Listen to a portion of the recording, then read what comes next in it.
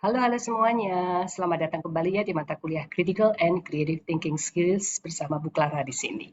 Nah, kali ini kita akan membahas salah satu keterampilan berpikir kreatif yang sangat penting, yaitu thinking outside the box. Yuk kita mulai ya. Oke, pertama-tama tentunya kita pengen tahu dulu ya, apa sih itu thinking outside the box itu. Nah, thinking outside the box sebenarnya adalah sebuah ungkapan atau bisa juga dikatakan eh, semacam metafor yang digunakan untuk menggambarkan kemampuan seseorang dalam berpikir kreatif dan inovatif dengan cara yang tidak terbatas.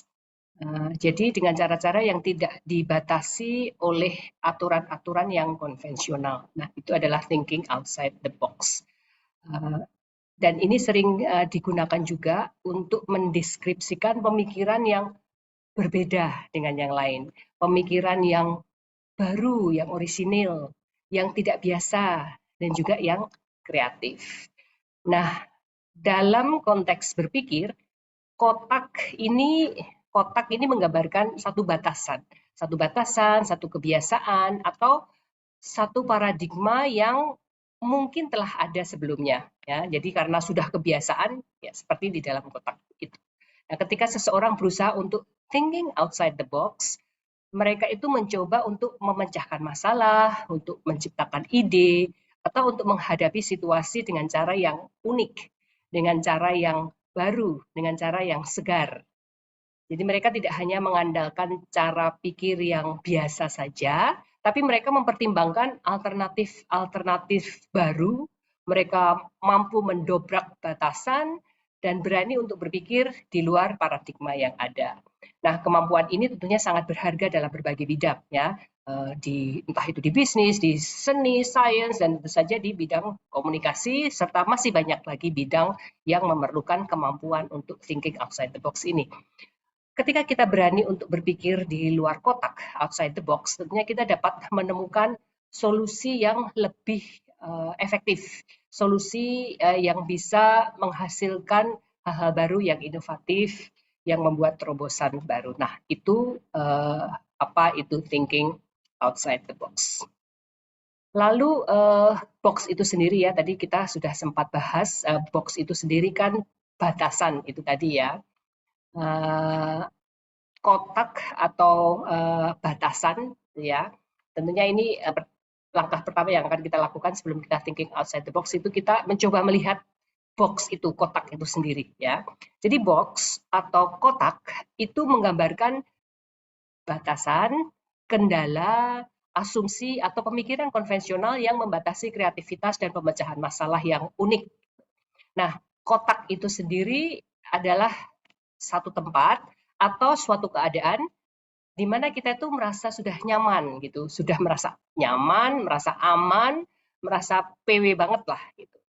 Nah, box itu bisa saja merupakan sebuah bangunan yang sudah ada, misalnya saja rumah kita atau kamar kita. Kita kan tentunya merasa nyaman, merasa aman di dalam rumah kita, di dalam kamar kita, dan itu adalah box kita, kotak kita ya. Box bisa juga merupakan sebuah kondisi ya, kondisi yang bisa saja kita bangun sendiri atau dibangunkan oleh orang lain ya, tapi sesuatu yang bisa saja kita bangun sendiri, misalnya saja teman akrab, teman hangout di kampus. Itu kan teman-teman itu teman-teman yang kita pilih sendiri, kita cocoknya itu nyamannya itu dengan siapa, kemudian merasa enaklah, aman di sekeliling mereka gitu kan, bisa berbagi berbagai hal termasuk hal-hal yang rahasia mungkin gitu.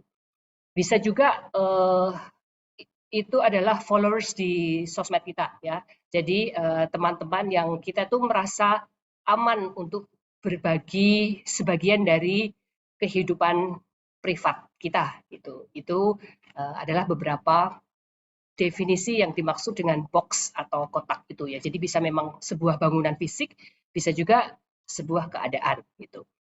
Nah, kenapa sih kita harus thinking outside the box gitu. Why do you have to go outside the box? Kenapa nggak udah di dalam aja kan udah enak, udah nyaman gitu. Kenapa kita harus risking gitu, ngambil risiko yang tentunya cukup menakutkan ya kalau kita keluar dari box kita itu ya. Kenapa kita harus lakukan itu gitu?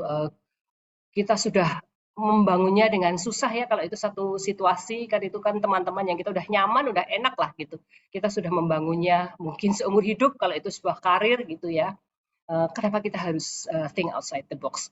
Ada banyak alasan sih kenapa kita harus think outside the box, tapi minimal dua hal ini ya. Yang pertama itu penting untuk kita untuk bisa embrace failure ya. Kita bisa mencoba salah gitu ya. Nah, dengan thinking outside the box itu tentunya kan kita belajar jatuh bangun ya. Ini karena belum pernah dilakukan sebelumnya, karena biasanya pemikiran itu hanya yang itu saja, makanya mungkin ini belum sesuatu yang belum pernah dilakukan, makanya kita akan banyak kesalahannya. Tapi it's okay gitu bahwa melakukan kesalahan itu ternyata adalah sesuatu yang oke gitu ya. Lebih baik kita belajar pernah bersalah, kita pernah jatuh, lalu kita bisa bangun lagi daripada kita tidak pernah mencoba sama sekali dan tidak pernah tahu. Kalau kita nggak pernah mencoba keluar dari box kita, dari kotak kita, dan kita tidak pernah mencoba untuk berbuat salah lalu deal dengan kesalahan kita, ya kita tidak akan berkembang gitu ya. Dan itu ada kaitannya dengan yang kedua itu embrace growth. Nah, apabila kita itu selalu berpikir kecil gitu ya, pokoknya ya biasanya memang beginilah caranya kita menyelesaikan satu masalah, katakanlah ya. Kalau ya cuman gitu-gitu saja ya kita itu hanya berpikir secara kecil, kita tidak mau berkembang, tidak mau memikirkan sesuatu yang di luar yang sudah kebiasaan ya. Itu akan menjadi ya selamanya kita akan menjadi kecil gitu ya, tidak growth, tidak bertumbuh, tidak berkembang gitu. Nah, untuk bisa bertumbuh tentunya perlu keberanian itu ya untuk keluar dari box kita, untuk berpikir besar, untuk melakukan lompatan besar, melangkah keluar dari kotak itu. Kalau kita ingin menjadi orang yang besar. Makanya itu minimal dua ini kenapa kita harus think outside the box. Waktu awal perkuliahan kita dulu kan kita ingat ya bagaimana kita mencoba untuk melakukan thinking outside the box dengan 9 dot ini ya, puzzle ini. Waktu itu kalian diminta untuk mencoba menghubungkan semua titik yang ada di situ hanya dengan 4 garis dan tanpa mengangkat alat tulis kita atau pensil kita atau pen kita ya. Nah, ternyata kebanyakan dari kita itu sangat terbelenggu dengan adanya kotak di sana ya. Jadi waktu itu mungkin hanya 1%, hanya 5% dari kalian yang mungkin mampu ya kemudian get rid of the box, maksudnya keluar dari box itu. Kita melihat itu ada kotak dengan 9 dot itu, selalu kita biasanya terjebak dengan membuat kotak itu ya seperti kotak yang ada. Nah, tapi ternyata waktu itu ada yang bisa ya di kelas untuk menghubungkan dengan 4 garis tanpa mengangkat ini. Nah, ini adalah salah satu contoh bagaimana kita itu sebenarnya bisa dan harusnya kita terbiasa untuk melakukan thinking outside the box. Oke, nah ada beberapa cara sih yang kita bisa lakukan untuk bisa thinking outside the box itu. Minimal 8 cara ini kita bisa coba ya. Yang pertama adalah do a brain dump. Brain dump itu ya pokoknya lempar saja semua pikiranmu, pokoknya tulis saja, keluarkan semua ide yang ada di kepala, nggak usah dipikirkan oh ini logis atau enggak, atau pokoknya semuanya dikeluarkan dulu, dicatat di kertas, dan ini akan memberikan kita kejelasan memulai untuk proses berpikir. Nah, ini adalah salah satu cara yang jitu ya, pokoknya tulis saja, jangan memikirkan grammar, tata bahasa, nggak usah dipikirkan hal-hal yang lain, pokoknya tulis semua. Dan jangan overthinking, lalu kita stop, ini konyol nggak ya? Pokoknya do a brain dump dulu. Itu yang pertama kita bisa lakukan. Yang kedua itu kita bisa perluas lingkup relevansinya ya. Kita bisa mencoba menyelesaikan masalah. Seringkali kan kadang-kadang kita tergoda untuk membatasi diri kita dengan fakta-fakta yang secara langsung itu cuma relevan dengan masalah tertentu ya. Ini tentunya membatasi kan. Nah, kita mencoba untuk memperluas, widen itu daripada kita memiliki ide-ide yang ya sudah itu saja. Kita coba melangkah keluar dari kebiasaan yang ada di zona nyaman kita itu ya. Contohnya saja misalnya kita perlu meraut pensil, tapi ternyata rautannya rusak. Nah, biasanya kan ya either kita buang rautannya itu lalu pinjam teman atau kita memperbaiki rautan itu yang tentunya akan lebih lama ya. Coba cari ide-ide yang lain. Jadi misalnya apakah kita bisa menggunakan tidak usah rautan, misalnya bisa menggunakan benda tajam yang lainnya itu untuk pengasah darurat ya, itu salah satu contoh saja misalnya. Yang ketiga, kita waktu kita dump our brain dump itu ya kita batasi dengan waktu yang ketat ya, karena kadang-kadang jika otak kita itu dibatasi itu kreativitasnya muncul ya. Jadi kita mencoba melakukan teknik ini dan dalam waktu yang singkat yang tertentu gitu kita pokoknya keluarkan semua ide itu. Nah, lalu yang keempat itu bekerja mundur ya. Nah, kadang-kadang bekerja mundur ini mampu membuat kita lebih fokus pada hasil daripada prosesnya ya. Dengan demikian kan kita memberikan diri kita sendiri, kita bisa berkreasi dengan prosesnya gitu ya. Dengan bekerja secara mundur ini kita kemudian mampu mencari hal-hal yang oh ternyata mungkin bisa ya untuk mencapai hasil ini bisa menggunakan cara-cara yang lain gitu ya.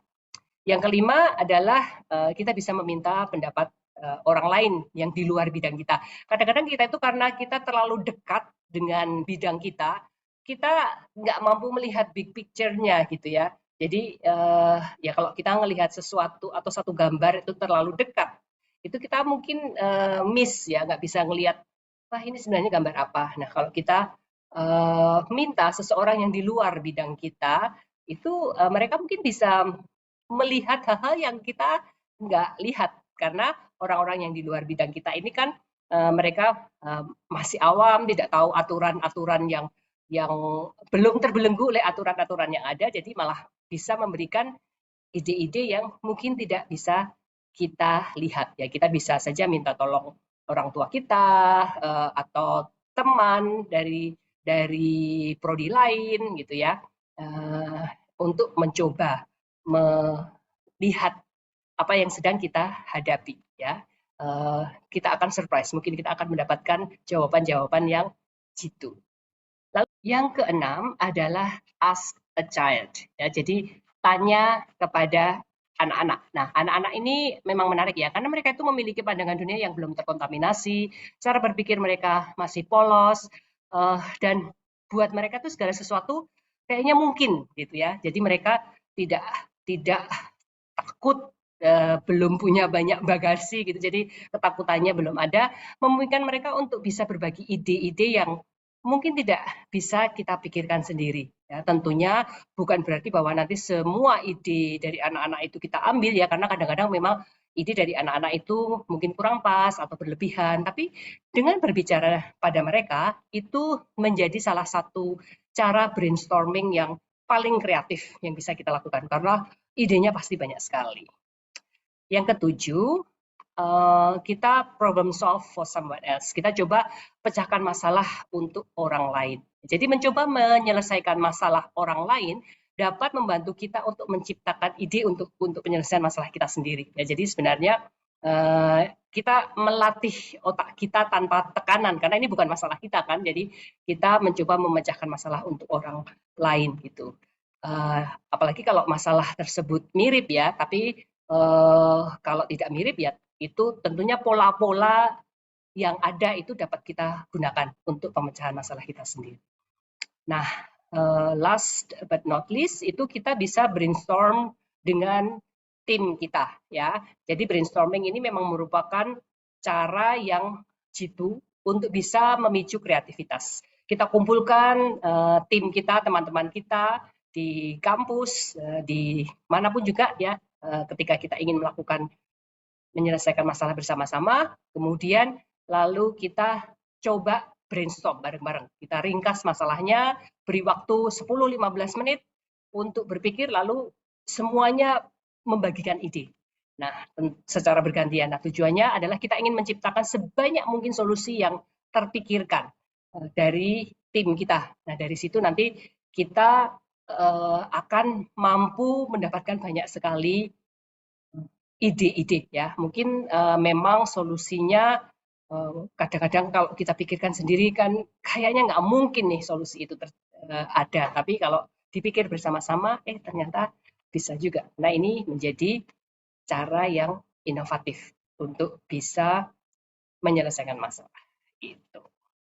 Nah, makanya kita perlu think outside the box, kita harus keluar dari comfort zone kita, kemudian kita ya harus berpikir outside the box. Itu tadi ya, kita break free dari pemikiran yang konvensional, lalu mengeksplor batasan-batasan yang baru gitu. Kita challenge asumsi-asumsi yang sudah ada, itu jangan kita hanya terima saja gitu.